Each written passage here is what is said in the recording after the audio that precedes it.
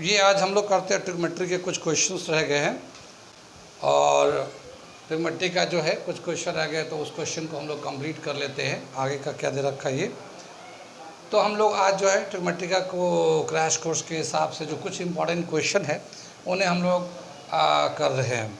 ये पहला क्वेश्चन दे रखा है, if cot A is equal to x then x plus 1/x is equals to sec है कॉसेक है, बी साइन है कॉस है, सी टैन है कॉट है, कॉसेक है कॉट है। ये हमारा दे रखा रिलेशन। ठीक है, तो हम लोग कैसे निकालेंगे इसको, सोल्यूशन कर रहे हैं।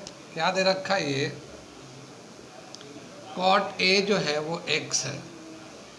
ठीक है, तो 1/x कितना हो जाएगा, 1/cot हो जाएगा, cot a। और ये इसको हम लिख सकते हैं tan a, 1/x को tan a भी लिख सकते हैं इस तरह से। अब हमसे पूछा x प्लस 1/x का क्या वैल्यू होगा, तो x का वैल्यू तो हम लोग cot लिख देते हैं, cot a, और ये 1/x जो है tan a लिख लेते हैं। ठीक, इसको सिंप्लीफाई कर देते हैं, इसको हम लिख सकते हैं cos a upon sine a, फिर ये sine a upon cos a। ठीक है, इसका एलसीएम लेंगे तो ये cos square a plus sine square a upon sine a cos a, ये हमारा एक बन जाएगा। इसका एलसीएम लेके इसे क्रॉस मल्टीप्लाई कर दिया। ठीक है, अब इसके बाद क्या दे रखा है यहाँ पे, cos square a plus sine square a 1 upon sine a cos a, इस तरह से लिख सकते हैं। इसको 1 अपॉन साइन a अलग कर लेते हैं, इंटू 1 अपॉन कॉस ए, इसे अलग कर लेते हैं। 1/साइन को कॉसेक ए कर सकते हैं, इंटू 1/कॉस को सेक ए।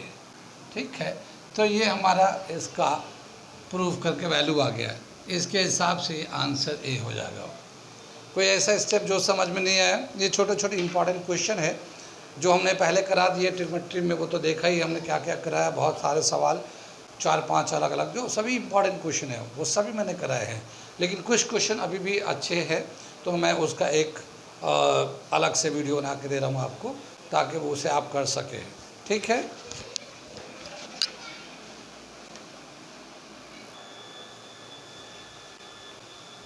ये अगला क्वेश्चन दे रखा हम लोग करने जा रहे हैं। इसको क्या दे रखा है ये, which of the following is true statement, इनमें से कौन सा स्टेटमेंट सही है।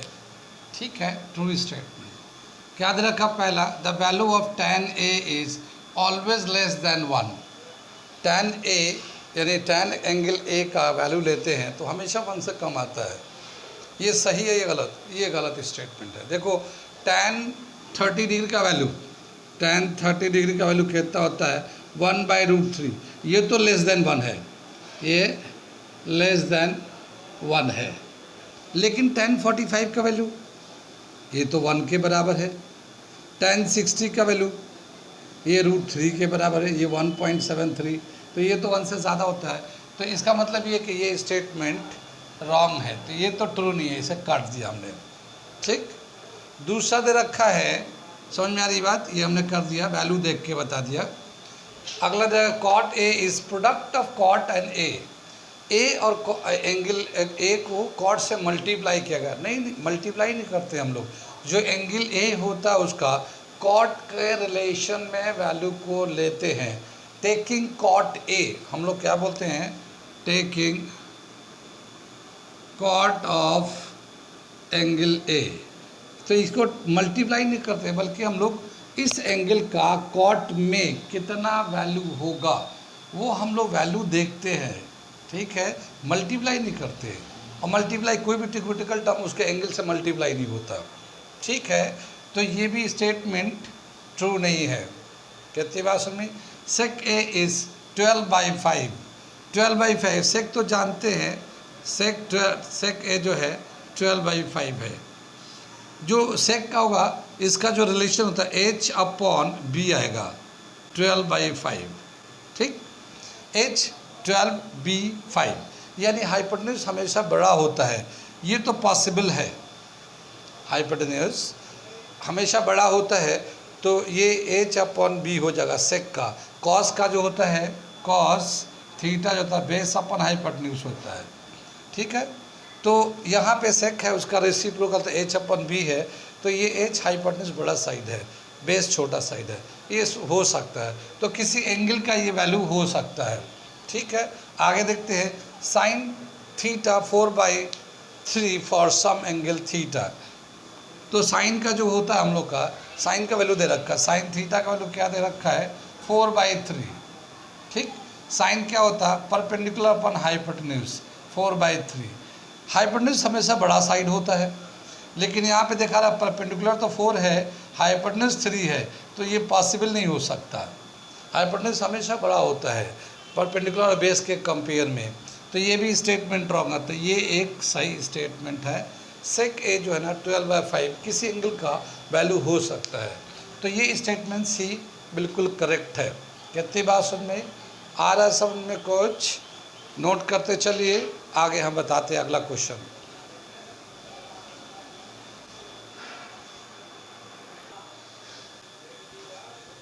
ये अगला क्वेश्चन दे रखा हम लोग का, ये अगला क्वेश्चन आ गया। क्या दे रखा है ये? If sine theta plus cos theta is equal to √2 then the value of theta is. इसमें से कौन सा एंगल होगा थीटा का? साइन थीटा कॉस थीटा दोनों को प्लस करते तो √1 होता है। हम लोग क्या करेंगे, इसमें एक टर्म को दूसरे टर्म में चेंज कर देते हैं। जैसे मान लो यहाँ पे सोल्यूशन कर रहे हैं, ठीक, sine theta plus cos theta is equal to √2 दे रखा है। तो हम लोग क्या करते हैं, एक जैसे साइन को हम लोग चाहते हैं कॉस में चेंज कर देना, ठीक है। तो क्या आ जाएगा आइडेंटिटी के हिसाब से 1 minus cos square theta whole root. ठीक है, कहाँ से ले लिया हम लोगों ने? ये हमारा आइडेंटिटी है, sine square theta plus cos square theta is equal to 1। यहाँ से हम लोग ले लिया, इसको इधर भेज दिया, फिर रूट लगा दिया, ये हो गया। और कॉस को उधर लेके चलते हैं, तो √2 माइनस कॉस थीटा इधर आ जाएगा। ये रूट को हटाने के लिए स्क्वायरिंग कर देते हैं, तो स्क्वायरिंग करेंगे तो क्या हो जाएगा 1 माइनस कॉस स्क्वायर थीटा, और इसको भी स्क्वायरिंग करेंगे, इसको ऐसे स्क्वायरिंग कर लेते हैं, ठीक है। तो ये जो आ जाएगा हमारा a माइनस बी का होल स्क्वायर, तो a यानी √2 का स्क्वायर 2 हो जाएगा, प्लस b यानी कॉस स्क्वायर हो जाएगा cos square theta minus 2ab cos theta. ये रिलेशन आ गया। ये जो माइनस कॉस का थीटा जब उधर जाके जाएगा ना तो प्लस हो जाएगा। ये 1 को भी उधर ले जाते हैं, तो 2 में से 1 माइनस होगा 1 हो जाएगा, ये उधर जाके प्लस हो जाएगा। तो इधर कर लेते हैं 0, और ये होता है 2 cos square theta minus 2√2 cos theta, और ये 1 जो आया था तो ये +1 इधर बचेगा। कितनी बात सुन में?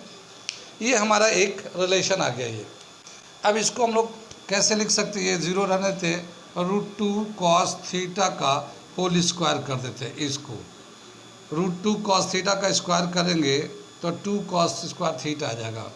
इसको ऐसे ही रहता है 2√2 कॉस थीटा, और ये 1 का स्क्वायर कर लेते हैं, ठीक है। ये जो देखते हैं तो ये सेम वैल्यू आता है, तो ये एक फॉर्मूला हमारा आता है a² minus 2ab plus b²। तो ये आ जाएगा, ये तो 0 है, और √2 कॉस थीटा माइनस 1 का होल स्क्वायर हो जाएगा। ये देखो होल स्क्वायर जब एक्सपेंड करेंगे तो ये आएगा a² √2 कॉस थीटा का स्क्वायर आ जाएगा, फिर b यानी कि 1 का स्क्वायर जी 1 आ जाएगा, माइनस 2ab, तो ये आ जाएगा। ये स्क्वायर जो है इसको इधर लाएंगे तो 0 ही रहेगा, 0 पे रूट लेंगे तो 0 ही रहेगा, और √2 कॉस थीटा माइनस 1, ये -1 को इधर लेके आएंगे हम लोग, तो ये 1 is equal to √2 cos theta, और कॉस थीटा जो है 1/√2 आ जाएगा। और कॉस थीटा में कितने का एंगल का वैल्यू 1/√2 होता है? कॉस 45 का, तो कॉस 45 डिग्री का जो वैल्यू होता है कॉस थीटा के बराबर होता है। तो थीटा इज इक्वल टू 45 है।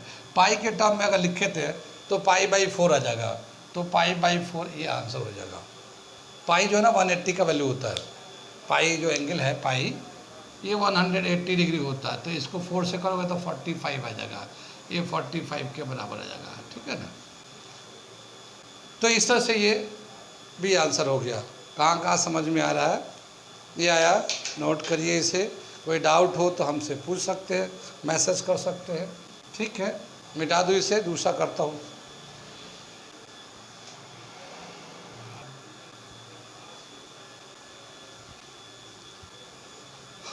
ये अगला क्वेश्चन दे रखा है, क्या दे रखा मैं पढ़ता हूँ फिर करके दिखाता हूँ।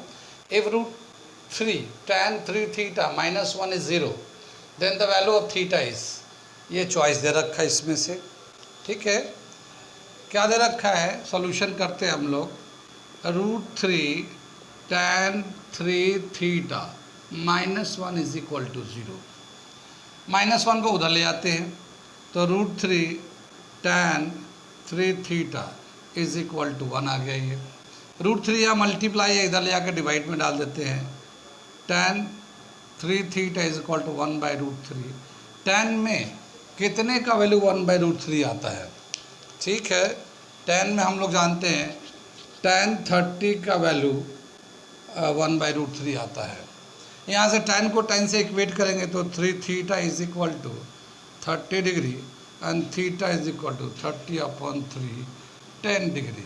तो थीटा का वैल्यू जो होगा 10 डिग्री होगा, और इस तरह से डी का जो आंसर है वो 10 डिग्री आ गया। कितनी बात सुन में, कितना शॉर्ट कितना ट्रिकी क्वेश्चन है। ठीक है, आ रहा समझ में, नोट करिए नोट करिए, बहुत अच्छा क्वेश्चन है।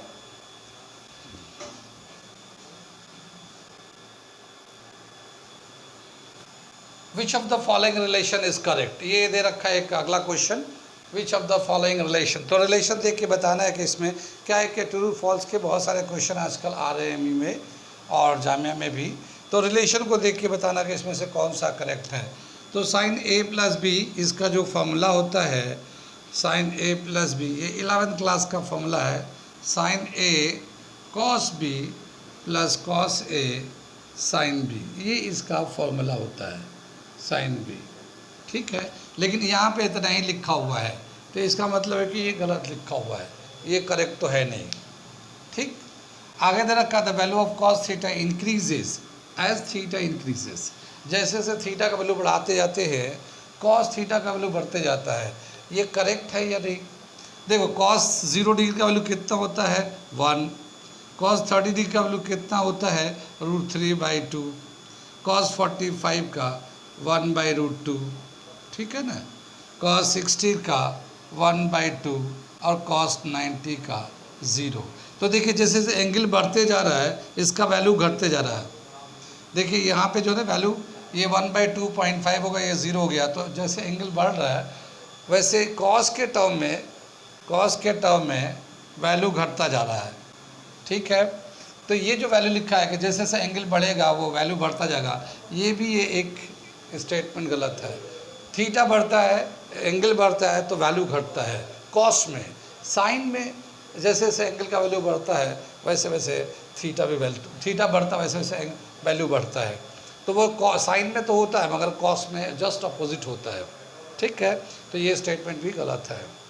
आगे देखा sin theta is equal to cos theta for all value of theta, ये भी स्टेटमेंट गलत है।